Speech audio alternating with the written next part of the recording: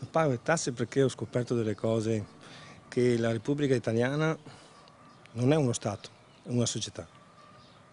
Registrata alla SEC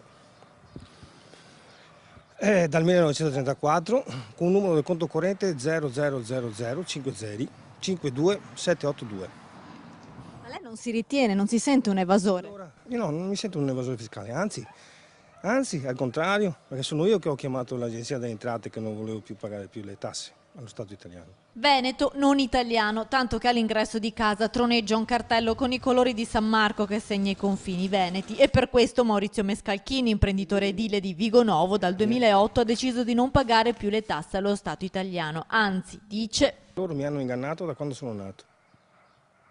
Purtroppo io ho saputo tardi, io adesso mi rivendico, voglio tutti i soldi indietro. Secondo i suoi calcoli dalla Società Italia, lui avanzerebbe ben 529 milioni di euro. Ci mostra tutta la documentazione raccolta in anni e anni di ricerche in internet e tutte le raccomandate inviate all'Agenzia delle Entrate e all'INPS, che ovviamente respingono le sue motivazioni.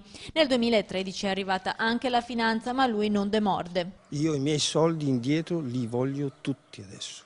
Quindi, signor Maurizio, lei non si sente in colpa con gli italiani che invece pagano le tasse? No, sono gli italiani che si devono informare. È lo Stato italiano che sta fregando noi.